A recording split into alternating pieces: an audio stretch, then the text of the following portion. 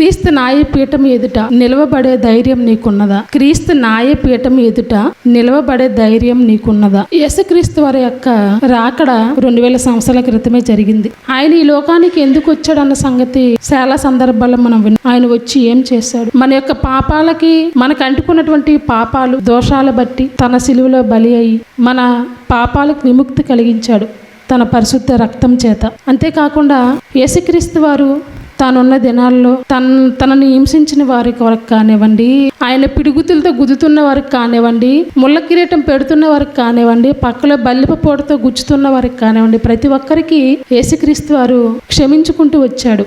మనము యేసుక్రీస్తు వారు గుడ్ ఫ్రైడే రోజు యేసుక్రీస్తు వారు పలికినటువంటి మాటలు మనం చెప్పుకుంటుంటాం, క్షమించాడని. ఆయనలో క్షమాగుణం ఉంది, ప్రేమ గుణం ఉంది, దయా హృదయం ఉంది. అంటే యేసుక్రీస్తు వారి మొదటి రాకడలో ఇవన్నీ చేసుకుంటూ వచ్చేసాడు, ప్రేమను చూపించుకుంటూ వచ్చేసాడు. అనేక మందికి పరలోక రాజ్యానికి వారసులుగా చేశాడు. ఆయన ఆ రోజు ప్రాణం పెట్టాడు కనుకనే ఈరోజు మనమంతా సంఘంలో ఉంటున్నాము. మనం చేసే పాపాలకి ఈరోజు క్షమాపణ అన్నది దొరుకుతుంది మనం చేస్తున్న ఆరాధనలో. అయితే యేసుక్రీస్తు వారి రెండవ రాకడ ఎలా ఉంటుందంటే మొదటి రాకడలా ఉండదండి. ఆయన రెండవ రాకడ అన్నది ఎలా ఉంటుందంటే పేతురు యోహానుల గారి ద్వారాగా చెప్పించాడు ముందుగానే. చాలా భయంకరంగా ఉంటుంది.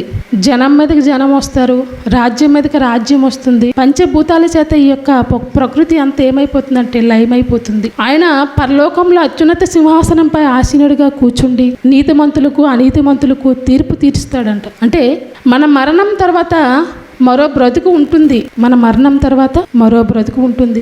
ఆ బ్రతుకులో ఆయన రెండవ రాకడ తర్వాత మన అందరికీ ఒక తీర్పు అన్నది జరుగుతుంది. ఈ లోకమే శాశ్వతం కాదు. ఈ లోకంలో ఏదో సంపాదించుకొని స్థిరంగా ఎక్కడే ఉండిపోవాలనుకోవడం అన్నది, ఈ ఆశ అన్నది మనలో ఎవరిలో కూడా ఉండకూడదు. ఈ స్థిరం కాని లోకం, మరలా మరణం తర్వాత పొందగలిగేటువంటి ఆ లోకాని కోసం మనం ఎప్పుడు కూడా ఎదురు చూస్తుండాలి. ఆ లోకం ఎలా వస్తుంది మనకంటే కేవలం ఒకే ఒక్కరు, ఆయనే ప్రభు అయిన యేసుక్రీస్తు వారు. యేసుక్రీస్తు వారు భూమి మీద ఉన్న దినాల్లో ఒక మాట పలికారు, నేనే మార్గం, నేనే సత్యము, నేనే జీవం అన్నాడు. మనం పరలోకానికి చేరుకోవాలంటే ఒక క్రీస్తు ద్వారానే తప్ప ఎవరు కూడా తండ్రి దగ్గరికి చేరుకోలేము. మనము రక్షణలోనికి వచ్చిన తర్వాత బాప్తిస్మం అన్నది తీసుకుంటాం, ప్రారంభ దశ. మన కొరకు పరలోక రాజ్యంలో ఒక గ్రంథాలు ఉంటాయి. ఆ గ్రంథంలో మనం బాప్తిస్మం తీసుకునగానే మన పేరు ఏమైపోతుంది? మన పేరున ఒక గ్రంథం ఉంటే ఆ గ్రంథంలో మనం బాప్తిస్మం తీసుకుంటే ఆ గ్రంథంలో మనం పేరు అనేది నమోదు చేయబడుతుంది. ఒక గవర్నమెంట్ ఎంప్లాయ్ ఉద్యోగానికి ఎంపికైన తర్వాత వారి కొరకు ఒక సర్వీస్ బుక్ ఉంటుంది. ఆ సర్వీస్ బుక్ లో నువ్వు ప్రభుత్వ ఉద్యోగానికి నువ్వు ఎంపిక అయ్యావని అర్థం. అంటే నీకంటూ ప్రభుత్వ ఉద్యోగికే ఒక సర్వీస్ బుక్ ఉన్నప్పుడు పరలోకపు రాజ్యంలో తండ్రి మన కొరకు ఒక గ్రంథాన్ని ఉంచాడు. అందుకే ప్రకటన గ్రంథంలో చెప్తున్న గ్రంథంలో అని వ్రాయబడి ఉంటుంది. చూడండి, ప్రకటన గ్రంథము 20వ అధ్యాయము 11-12 వచనాల్లో మనం చూసుకున్నట్టు, మరియు ధవలమైన మహాసింహాసనమును దాని యందు ఆసీనుడై ఉన్న ఒకని చూచితిని. భూమి ఆకాశములను ఆయన సముఖము నుండి పారిపోయెను, వాటి నిలువ చోటు కనబడకపోయిను. మరి గొప్పవారేమి కొద్దివారేమి మృతులైన వారందరూ ఆయన సింహాసనమును ఎదుట నిలవబడి ఉండుట చూచితిమి. అప్పుడు గ్రంథములు విప్పబడును. యేసుక్రీస్తు వారు భూమి మీదకి వచ్చిన తర్వాత, ప్రకృతి అంతా లయమైపోయిన తర్వాత, ఆయన అత్యున్నత సింహాసనపై ఆసీనుడిగా కూర్చున్న తర్వాత మనం ఆయన ఎదుట నిలవబడినప్పుడు మన యొక్క గ్రంథాలు ఏమవుతున్నాయి? విప్పబడుతున్నాయి. ఇలా మన కొరకు ఉన్న ఈ గ్రంథం ఏమైపోతుంది? అక్కడికి వెళ్ళిన తర్వాత విప్పబడుతుంది. ఇంకా మనం చూసుకుంటూ గ్రంథాల గురించి ముందుకు వెళ్తే దానియేలు గ్రంథము 7వ అధ్యాయము 10వ వచనాన్ని మనం చూసుకున్నట్లయితే, దానియేలు గ్రంథము 7వ అధ్యాయము 10వ వచనాన్ని మనం, అగ్ని వంటి ప్రవాహము ఆయన యొద్ద నుండి ప్రవహించుచుండెను, వేవేల కొలది ఆయనకు పరిచారకులుండిరి, కోట్ల కొలది మనుషులు ఆయన ఎదుట నిలిచిరి. తీర్పు తీర్చుటకై గ్రంథములు తెరవబడును. పరలోకంలో వేవేల కోట్ల కొలది దేవదూతలు ఉన్నారంట. కోట్ల కొలది దేవదూతలు దేవుడు కలుగు చేసుకున్నాడు. కొన్ని దేవదూతలను తన పిల్లలైనటువంటి భూమి మీద ఉన్న మన అందరి కొరకు పరిచారం చేయటకి కొన్ని దేవదూతలు పెడితే, కొన్ని దేవదూతలు దేవునికి ఏం చేస్తున్నాయట? స్తుతులు చెల్లిస్తున్నాయి. యెహోవా పరిశుద్ధుడు పరిశుద్ధుడు గాన ప్రతిగానాలు ఏం చేస్తున్నాయి? దేవదూతలు చెల్లిస్తున్నాయి. మరి కొన్ని దేవదూతలు ఏం చేస్తున్నాయి? భూమి మీద ఉన్న ఈ 850 కోట్లకి మంది కాగా అంతకుముందు ఉన్న జనాభా అంటే కోట్ల కొద్ది జనాభా కొరకు ఒక గ్రంథాలు ఉంటే ఆ గ్రంథాల్లో ఈ దేవదూతలు ఏం చేస్తున్నాయి తెలుసా? వ్రాసుకుంటున్నాయి. నువ్వు చేసే ప్రతి కార్యక్రమం కూడా ఒక్కొక్క దేవదూత ఒక్కొక్క వ్యక్తి కోసము లిఖించుకుంటున్నాయి గ్రంథంలో. వేవేల కోట్ల దేవదూతలు ఉంటే ఆ దేవదూతలు ఏం చేస్తున్నాయి? భూమి మీద ఉన్న ప్రతి మనుష్యుడు వారు చేసిన ప్రతి కార్యక్రమాలు గ్రంథంలో వ్రాయబడుతున్నాయి. నువ్వు సంఘంలో బాప్తిస్మం తీసుకున్న వెంటనే సంఘంలో చేర్చబడ్డావు అంటే చేర్చబడినది మొదలుకొని నీ కొరకు ఒక గ్రంథం ఉంటే ఆ గ్రంథంలో నీ కొరకు నువ్వు చేసే ప్రతి కార్యక్రమం కూడా దేవతలు రాసుకుంటున్నాయి. నువ్వు ఏం చేస్తున్నావు, నువ్వు ఏం ఆలోచిస్తున్నావు, ప్రతి దాన్ని కూడా దేవదూతలు ఏం చేస్తున్నాయి? వ్రాసుకుంటున్నాయి. అది మంచైనా చెడైనా నీతిమంతుడి కానివ్వండి అనీతిమంతుడి కానీ ప్రతి ఒక్కరి గురించి కూడా దేవుడు తన గ్రంథంలో దేవదూతల చేత ఏం చేసుకుంటున్నాడు? వ్రాయించుకుంటున్నాడు. అదే ప్రకటన గ్రంథంలో 20వ అధ్యాయము 12వ వచనంలో ఏమంటున్నాడు? మరలా మొదటి వచనానికి 20వ అధ్యాయము 12వ వచనం, మరియు గొప్పవారేమి కొద్దివారేమి మృతులైన వారందరూ ఆ సింహాసనము ఎదుట నిలవబడి ఉండుట చూచితిని.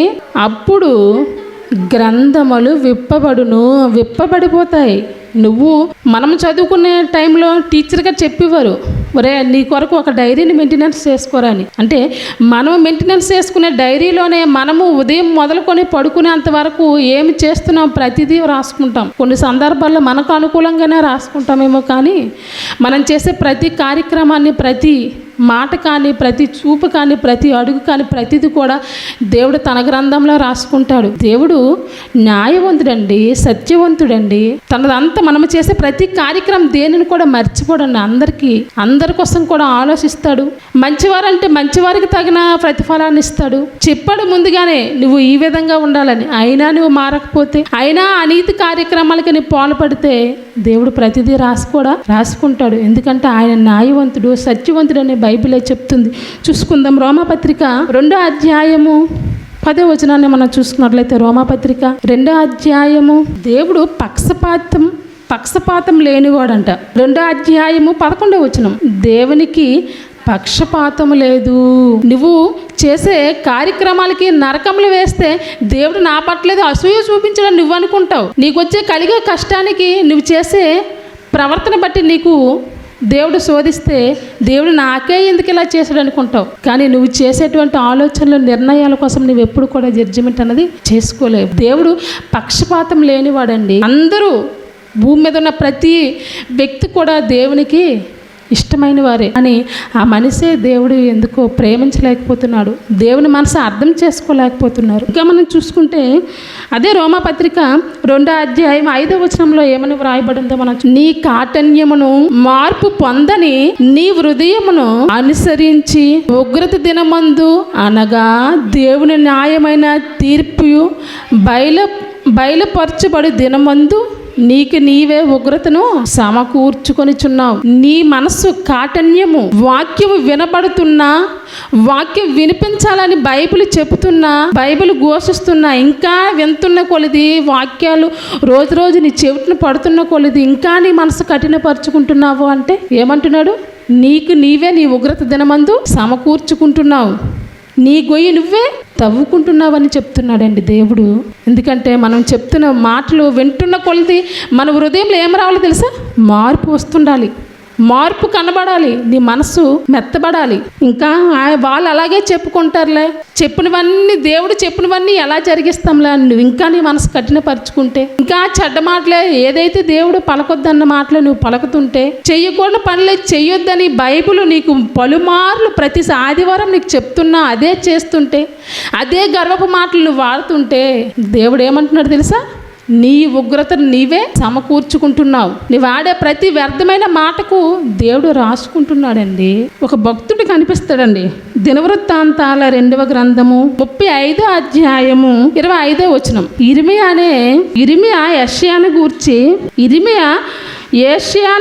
ఏషియాను గూర్చి ప్రలాప వాక్యము చేసెను. గాయకురాండ్రులందరూ తమ ప్రలాప వాక్యములలో అతను గూర్చి పలికిరి. హోషేయ అని ఆయన చాలా భక్తిపరుడండి. ఆయన చేసే మంచి కార్యక్రమాల గురించి, ఆయన చేసే మంచి పనుల గురించి ఇర్మియా అన్నటువంటి ఆయన యోచిస్తున్నాడు, ఆలోచిస్తున్నాడు. తన కడుపున పుట్టిన పిల్లలు దుర్మార్గులు అయిపోయారు, కానీ హోషేయ అన్నటువంటి భక్తుడు మాత్రము చాలా భక్తిపరుడు. ఆయన కొరకు ఇర్మియా అన్నటువంటి ప్రవక్త యోచిస్తున్నాడు, ఆలోచిస్తున్నాడు. ఒక మనిషి చేసిన కార్యక్రమాల కొరకు మరో భక్తిపరుడు ఆలోచిస్తున్నప్పుడు మన కొరకు దేవుడు ఆలోచించకుండా ఉంటాడా? వ్రాయకుండా ఉంటాడా? మన కొరకు కూడా ఆలోచిస్తాడండి దేవుడు. అందుకే దేవుడు మనసెరిగిన ఒక భక్తిపరుడు తన గ్రంథములో తన పేరు ఎలాగైనా వ్రాయబడాలి, ఆ పరలోకపు రాజ్యాన్ని ఎలాగైనా స్వతంత్రించుకున్నటువంటి కంకణం కట్టుకున్నటువంటి ఒక వ్యక్తి కనిపిస్తారు. అందరికీ బాగా సుపరిచితుడు యోబు గారు గురించి ప్రారంభంలోనే చెప్పుకుంటూ వస్తుంటాడు. యథార్థవంతుడు అంట. యోబుకున్న గుణాలు చెప్పండి. యోబు యథార్థవంతుడు, న్యాయవంతుడు, సత్యవంతుడు, భక్తిపరుడు. ఇన్ని గుణాలు కలిగిన వ్యక్తి దేవుడు పెట్టినటువంటి పరీక్షను, అపవాది పెట్టినటువంటి శోధనకు ఎదుర్కొన్నాడు. తనకున్న ఆస్తి పోయింది, తనకున్న సంపద పోయింది. పోనీ ఏమైనా కడుపున పుట్టిన కుమారులు పిల్లలు ఉన్నారులే అని వారిని చూసైనా మరలా వారి కోసమైనా బ్రతికి మరలా పోయిన సంపాదన అంతా మరలా సంపాదించుకుంటానులే అని పోనీ ధైర్యంగా ఉందామంటే 10 మంది పిల్లలు పోయారు. ఒక బిడ్డను పోతేనే నా ఊర్లో ఇంతమంది బిడ్డలు ఉండగా నా బిడ్డే దొరికాడా అని మనం దేవుని దూషిస్తుంటాం. అన్యులకి రాని కష్టము దేవుని నమ్ముకుని నాకై ఎందుకు రావాలని దేవుని దూషిస్తాం. కానీ అలాంటిది యోబు జీవితంలో 10 మంది పిల్లలు పోయారు. పోనీ అలా అయినా ఏమైనా పోనీ తనకున్న పనివారు, తన ఇంట్లో తిన్న వ్యక్తులు ఏమైనా తనకు సపోర్ట్గా ఉన్నారంటే తనకున్న పనివారు కూడా దూషించారు. పోనీ భార్య మిగిలిందిలే అని కూడా భార్య కూడా చివరికి దూషించింది. దేవుని ఇంకా దేవుడు అనుకుని ఉంటావా? దేవుని దూషించి చచ్చిపోవయ్యా అన్నది. భార్య సపోర్ట్ లేదు. చిన్న పిల్లలు సైతం కూడా యోబు గారిని తృణీకరించారంట. అంత గొప్ప పేరున్న వ్యక్తి తన పిల్లల కోసం రోజు ఏం చేసుకునేవాడు తెలుసా? ఉదయాన్నే లేవగానే ప్రార్థన. తన బిడ్డల కోసం అంటే రోజు ఏం చేసేవాడు తెలుసా? బలులు అర్పించుకుంటూ వచ్చేవాడు. యోబు గ్రంథం 1వ అధ్యాయంలోనే మనకు కనిపిస్తుంది. చదువుకుంటూ వెళ్తే అర్థమవుతుంది. తన పిల్లల కోసము అర్పణలు అర్పించుకున్న వ్యక్తి. మన పిల్లల కోసం ఏం అర్పించుకుంటున్నాం? ఉదయం లేసి లేదు నా పిల్లల కొరకు ప్రభువా వాళ్ళ చెడు మార్గాల వైపు వెళ్ళిపోకుండా అని ఏ రోజైనా ప్రార్థనలో పెట్టుకుంటున్నామా మన పిల్లల కోసం? లేదే. కానీ ఉదయాన్నే లేవగానే ప్రార్థన చేసి తన కుటుంబం కొరకు తప్పిపోకుండా ఉండాలని బలులు అర్పించుకునేవాడు యోబు గారు. అలాంటి వ్యక్తి అలాంటి పరిస్థితిలో ఉన్నప్పుడు కూడా దేవుడిని ఒక మాటైనా అనలేదండి యోబు గారు. ఏమి అనక ఒక మాట అంటున్నాడు. ఏం మాట ఒకసారి మనం చూసుకుంటే యోబు గ్రంథము 13వ అధ్యాయము 14వ వచనాన్ని మనం చూసుకుంటే యోబు గ్రంథము 13వ అధ్యాయము 14వ వచనాన్ని మనం నేనెందుకు నా ప్రాణమును ఎరగా చేసుకునేవలను? ఎర చేసుకున్నాడండి యోబు గారు పడిపోవడానికి ఎన్ని ఎర్రలు వచ్చాయో తెలుసా? ఆస్తి పోయింది. ఆస్తి పోయినప్పుడు కూడా దేవుడికి ఒక మాట అనలేదండి. పోతే పోయింది ఆస్తే కదా అనుకోవడానికైనా కుటుంబము తనకున్న 10 మంది పిల్లలు పోతే కూడా పొన్నెత్తి ఒక మాట ఆడలేదండి యోబు గారు. అంటే చూడండి, ఒకవేళ ఆస్తి పోతే ఏమైనా దేవుని దూషిస్తాడేమో అని ఆస్తిని పోతే ఆ ఆస్తి పోయిన తర్వాత కూడా యోబు ఒక మాట అనలేదు. పోనీ బిడ్డలైనా పోతే ఏమైనా ఒకవేళ అంటాడేమో దేవుని దృష్టికి అన్యాయస్తుడిగా కనబడతాడేమో అని ఒక పిల్లల్ని తీసుకున్న పిల్లల పోయినా కూడా దేవునికి ఒక మాట అనలేదండి. నా పిల్లలే దొరికారా? నన్నే ఎందుకు శోధిస్తున్నావు? నిన్ను వెంబడించడం బట్టే నాకు ఈ స్థితి పట్టిందని ఒక మాటైనా అనలేదండి యోబు గారు. ఇంకా మరలా భార్యలోకి వచ్చి అపవాది దూరి భార్య కూడా అంటుంది, ఎర పెట్టేశాడు. భార్య వచ్చి అంటుంది, పోనీ భార్య అనే మాటలకేనా ఎందుకు నాకు ఈ బతుకు అని దేవుని ఏమైనా ఒక మాట అన్నాడా? అప్పుడు అనలేదండి. పోనీ తన కింద పనిచేసి జీతాలు ఇచ్చి పెంచుకుంటూ తన ఇంట్లో ఉన్నటువంటి కూడిని తిన్న వ్యక్తులే పనివారే, పోనీ వారైనా సపోర్ట్గా ఉన్నారంటే చివరికి పని మనిషితో కూడా ఒక యజమాని ఒక మాట అనిపించుకున్నాడంటే మనకింత పని చేసేవాడే మనకు ఒక మాట అంటే మనం ఎంత ఇచ్చేసుకుంటాము. అలాంటి యోబు గారు తన కింద పనిచేసిన వ్యక్తి ఎదిరిస్తున్నప్పుడు, అంటున్నప్పుడు, తృణీకరిస్తున్నప్పుడు, అలాంటప్పుడు కూడా దేవుని ఒక మాట అనలేదండి. ఎంత భక్తిపరుడండి. పైగా ఏమంటున్నాడో తెలుసా యోబు గారు? అన్నీ ఉన్నప్పుడు మనం దేవునికి స్తోత్రము చెప్పుకోవడం కంటే ఏమీ లేనప్పుడు చెప్తాం చూడండి. అవమానాలు వచ్చినప్పుడు, బాధలు వస్తున్నప్పుడు, కష్టాలు వస్తున్నప్పుడు, మనకు అన్నీ కోల్పోతున్నప్పుడు దేవునిలో భక్తిగా ఉండడం గొప్ప విషయం అండి. నిజంగా అలాంటి సందర్భంలో నువ్వు ఉంటే నీ పేరు ఎక్కడికి వెళ్ళిపోతుంది తెలుసా? జీవగ్రంథంలోనికి రాయబడిపోతుంది. నీ కొరకు ఒక దూత చూస్తుంది నీ గ్రంథం పట్టుకొని రాయడానికి. అమ్మో పలానా వ్యక్తి ఎంత శోధన వచ్చినా సరే నన్ను పొన్నెత్తి ఒక మాటేనా అనలేదే. ఏమంటున్నాడో తెలుసా? 15వ వచనంలో, 13వ అధ్యాయము యోబు గ్రంథము 15వ వచనం, ఇదిగో ఆయన నన్ను చంపినను నేను ఆయన కొరకు కనిపెట్టుచున్నాను. ఒకవేళ ఆయన చంపేసినా పర్వాలేదు, నేను ఆయన కోసమే కనిపెట్టుచున్నాడు. ఆయన దృష్టిలో నేను నేరస్తుడు కాకూడదు. ఎందుకంటే ఇదంతా దేవుడు ఇచ్చాడు కదా, దేవుడే తీసుకుంటున్నాడు కదా, దేవుడిని ఎందుకు నేను దూషించాలి? యెహోవా కొరకు ఏం చేస్తున్నాడు యోబు గారు? కనిపెట్టుచున్నాడు. ఆయన సన్నిధి నా ప్రవర్తన న్యాయమైనదని రుజువు పరుచుకోవాలనుకుంటున్నాడు. తండ్రి ఎదుట మరణించిన తరువాత ఆయన ప్రభువు ఎదుట తీర్పు జరుగుతున్నప్పుడు, ఇదిగో అయ్యా నీ పెట్టిన శోధన కాలంలో నేను ఒక మాటైనా పొన్నెత్తి ఒక మాటైనా అనలేదని రుజువు పరుచుకోవడానికి యోబు గారు సిద్ధంగా ఉన్నాడు. మనం రుజువు పరుచుకోగలమా దేవుని ఎదుట? తండ్రి ఇదిగో నాకు వచ్చిన కష్టాలు వచ్చినప్పుడు నీ ఎదుట నేను ఒక పొన్నెత్తి ఒక మాటైనా అనలేదండి, నన్ను అందరూ అవమానిస్తున్నప్పుడు కూడా నీకోసం ప్రకటించానయ్యా, చెప్పానయ్యా అనే ధైర్యం మనలో ఉందా? యోబు గారు రుజువు పరుచుకుంటున్నాడు ఇక్కడ. మనము బాగున్నప్పుడు కూడా దేవుని సన్నిధికి నడిపించలేము. పోనీ బాగులోనెప్పుడైనా ఏమైనా దేవునికి స్తుతులు చెల్లించే విధంగా ఉంటున్నామా? ఎవడో పక్కోడు వస్తాడు, దేవుని నమ్ముకోవడం బట్టి నీకు ఈ పరిస్థితి వచ్చింది అన్నప్పుడు అలా మౌనం అయిపోతావే తప్ప నోరు తెరిచి ఒక మాటైనా చెప్పగలమా? యోబులాగా చెప్పలేమండి. మనలో అంత ధైర్యం మనలో లేదు. ఉండాలి, మనలో ఆ ధైర్యం ఉండాలి.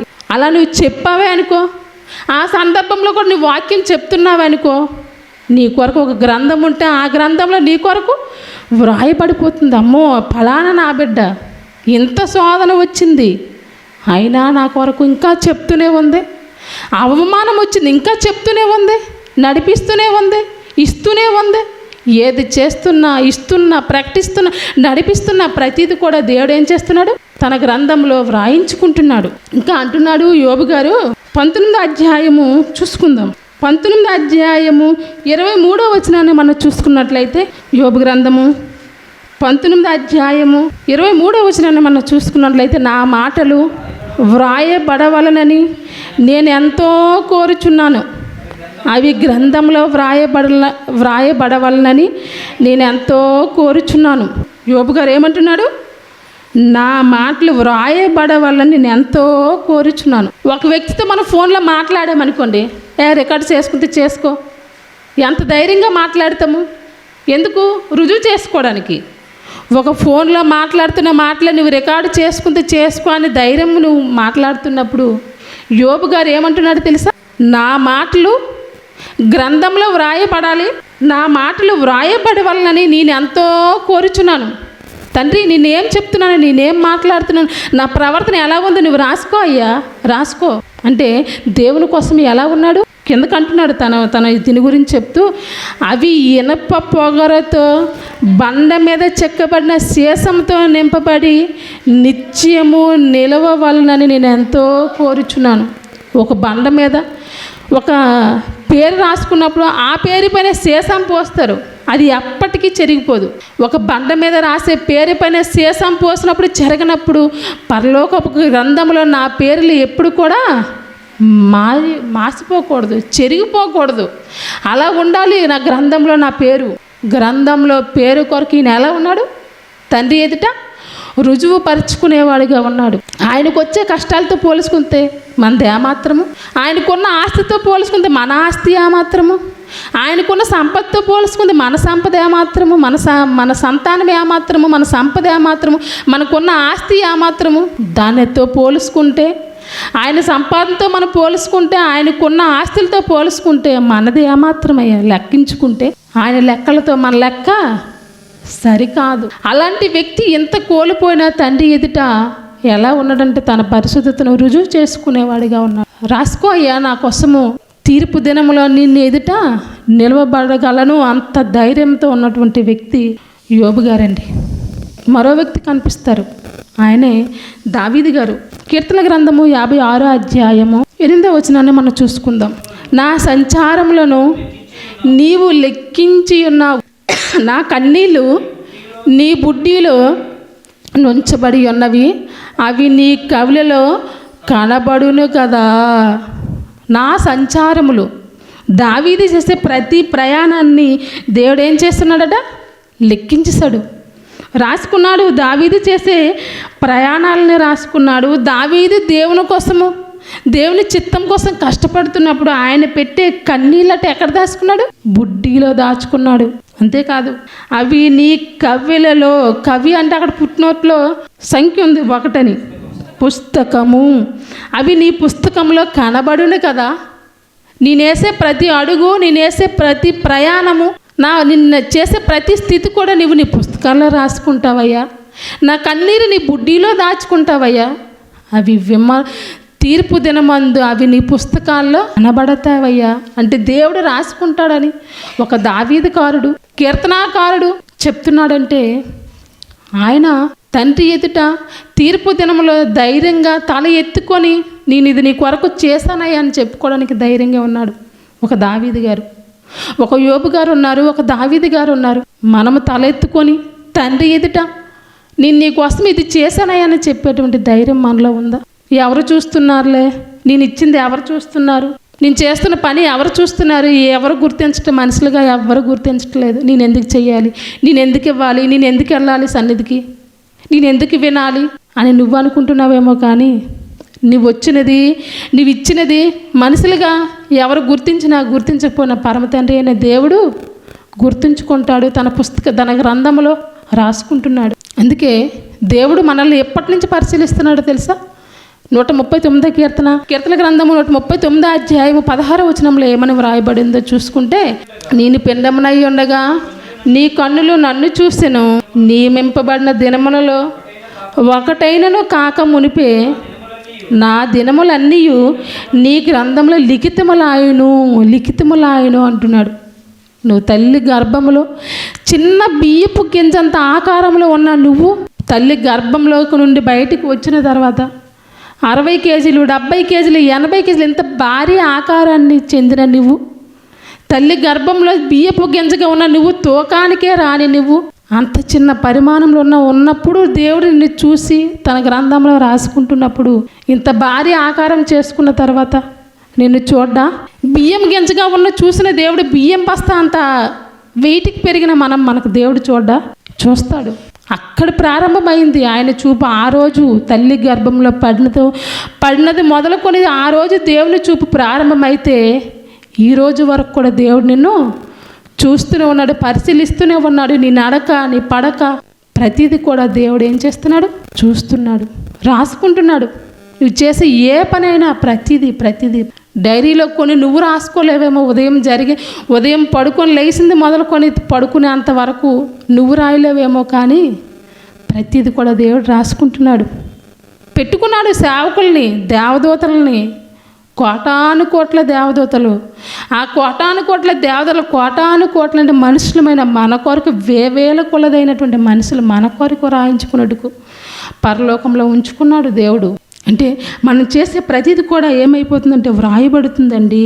ఇంకా చెప్తున్నాడు మత్తయి సువార్త 12వ అధ్యాయము, నేను నీతో చెప్పినదేమనగా మనుష్యులు పలుకు ప్రతి వ్యర్థమైన మాట గూర్చి విమర్శ దినమున లెక్క చెప్పవలసి ఉండెను.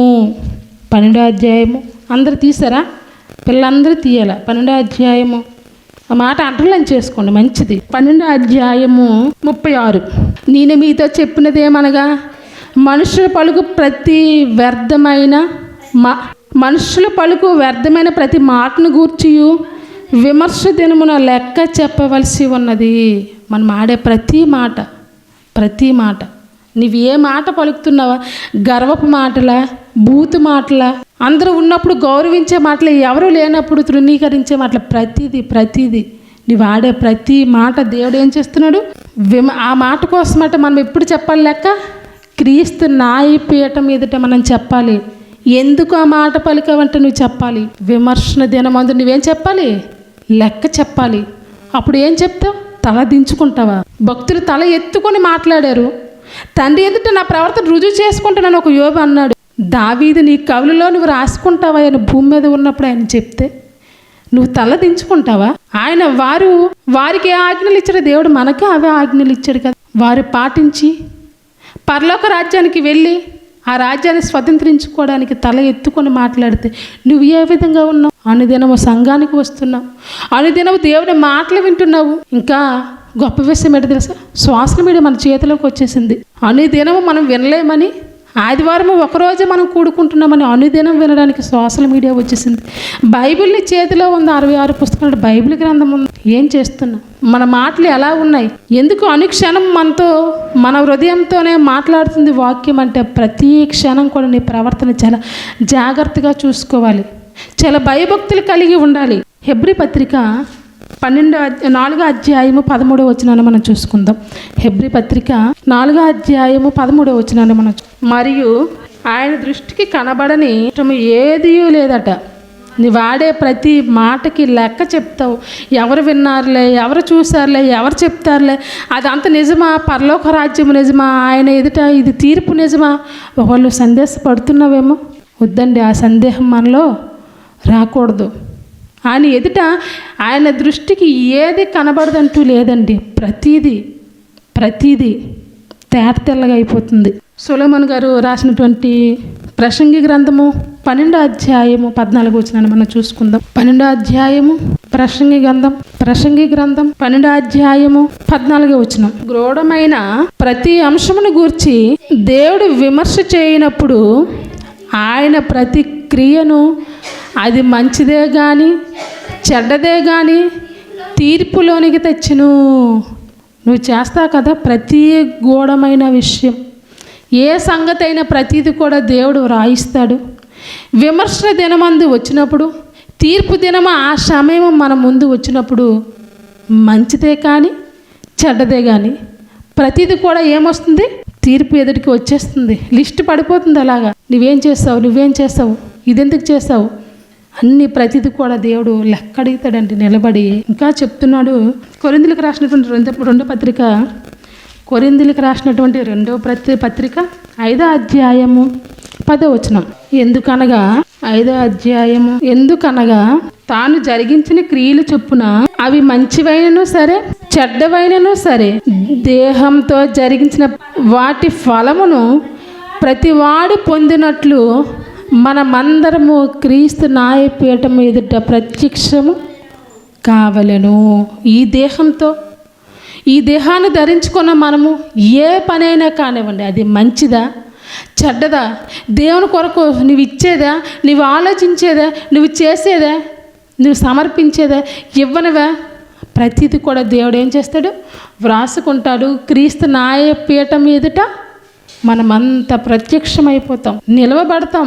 అలా నిలవబడినప్పుడు మనం ఎలా ఉండాలి?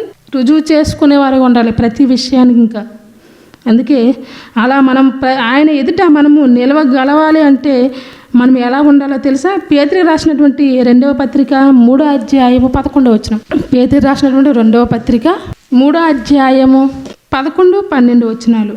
ఇవన్నీ ఇట్లా లయమైపోవునవని గనుక ఆకాశంలో రగులుకొని లయమైపోయినట్టు, పంచభూతాల మహావేంద్రంతో కరిగిపోయినట్టు, దేవుని దినపు రాకడ కొరకు కనిపెట్టుచు దాన్ని ఆశతో అపేక్షించుచు మీరు పరిశుద్ధమైన ప్రవర్తనతోనూ భక్తితోనూ ఎంతో జాగ్రత్త గలవారై ఉండవలను. యేసుక్రీస్తు వారి రాకడ ఎప్పుడు వస్తుందో తెలియదు. ఈ రాత్రే రావచ్చు. ఆయన చెప్పొస్తాడా? రాడు.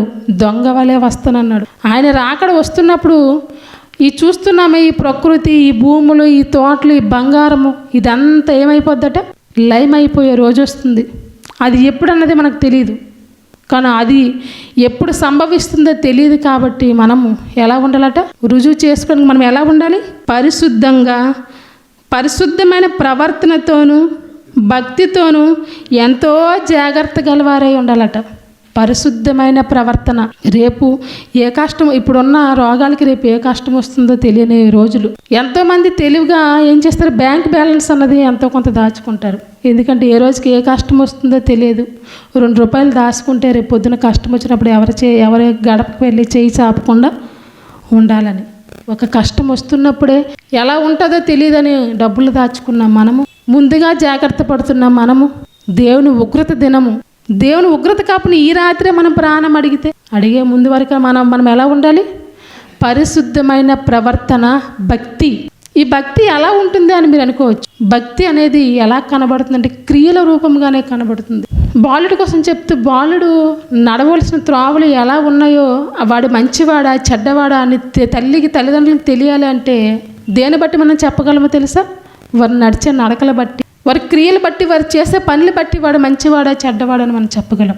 మరి అలాంటిది మన ప్రవర్తన అన్నది ఏ విధంగా ఉన్నదన్నది మనకు కూడా దేవుడు ఎలా చూస్తున్నాడు? మన తల్లిదండ్రులుగా మన కంటికి మన పిల్లలు చేస్తున్న క్రియలు బట్టి వాడు ఆలోచన విధానం ఎలా ఉందని మనం గ్రహిస్తున్నామంటే పరలోకపు తండ్రి నువ్వు పరిశుద్ధంగా పవిత్రంగా ఉన్నావో లేదో, భక్తిగా ఉన్నావో లేదో అన్నది ఎలా తెలుస్తుంది తెలుసా?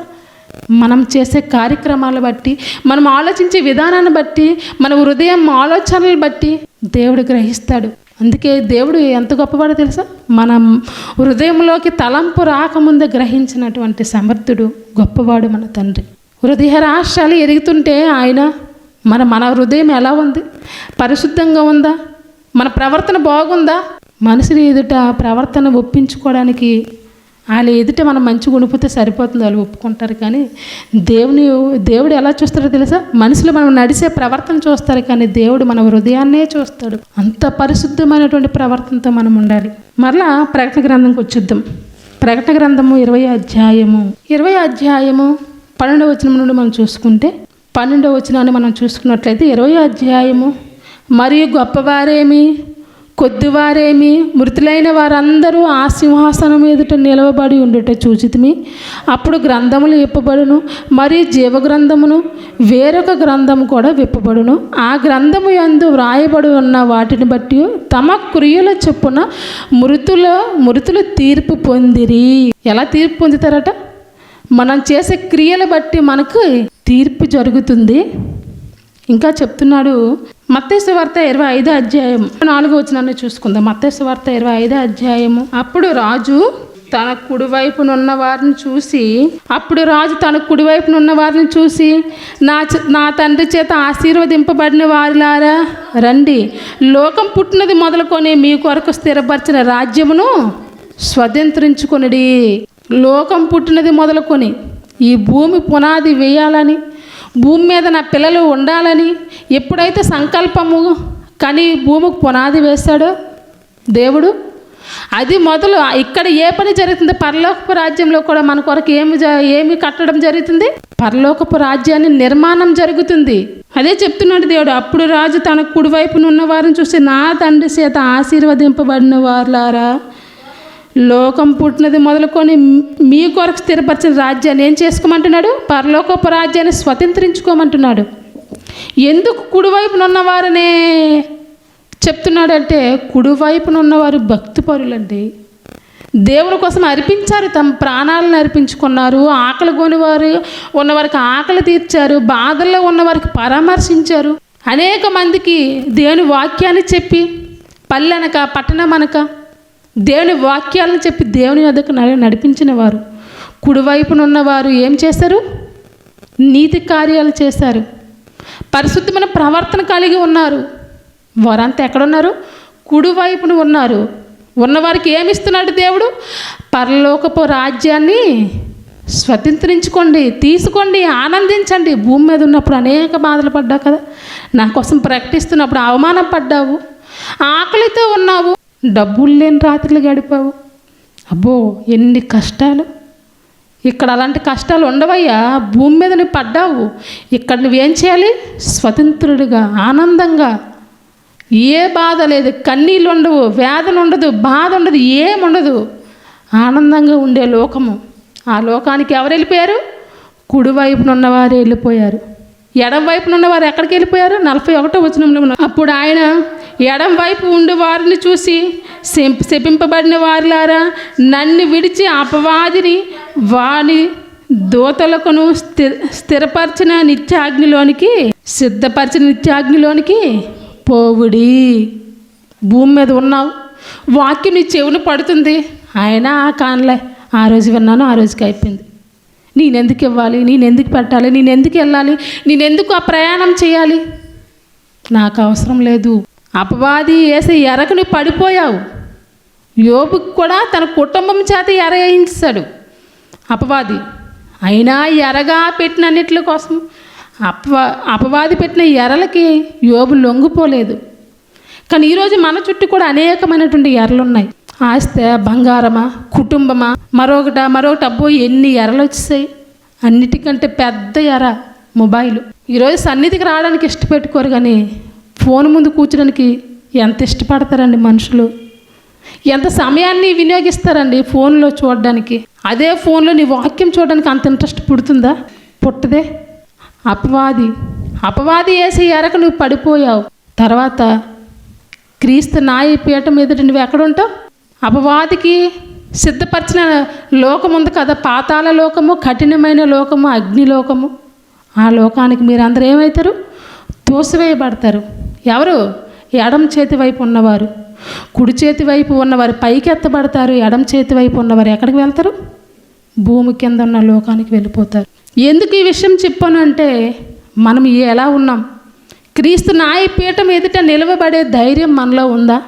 మన కార్యక్రమాలు అలా ఉన్నాయా? మన ఆలోచన విధానం అలా ఉందా? ఒక్కొక్కసారి బాడీ సహకరించదండి. సహకరించకపోయినా మనం ఎక్కడ ఉండాలి? దేవుని పనిలో ఉండాలి. మన శరీరమే సహకరించదు. ఆ యోబు గారికి ఏమైనా సహకరించిందా? శరీరము కురుపులమయము, నడి నెత్తి నుండి నడి కాలు వరకు కురుపులమయంతో ఉన్న యోబు ఎలా ఉన్నాడు? దేవుని ఎదుట రుజువుపరిచేవాడిగా ఉన్నాడు. మనమున్నామా? చిన్న నడుము నొప్పి వస్తే పలానా చోట ప్రేయర్ ఉందంటే అమ్మో నేను రాలేనండి, నడుము నొప్పి అంటాం. నిజంగా అవన్నీ మనం త్యాగం చేయాలి. త్యాగం చేస్తేనే మనం ఎక్కడికి వెళ్తాం? కుడివైపు ఉన్న వారి వైపు వెళ్ళిపోతాం. ఏది మనము త్యాగం చేయమంటే ఎక్కడికి వెళ్ళిపోతాం? ఎడం వైపు ఉన్నవారు. నీతిమంతులు అనీతిమంతులు. నీతిమంతులు ఉన్న చోటుకి వెళ్తావా? అనీతిమంతులు ఉన్న చోటుకి వెళ్తావా? ఆయన ఎదుట తీర్పు జరుగుతుంది. ఇది నమ్మాలి. అది జరిగినప్పుడు మనం ఎటువైపు ఉంటామన్నది మనకు మనమే నిర్ణయించుకోవాలని ఈరోజు ఈ పాఠాన్ని మీ ముందు పెట్టాను.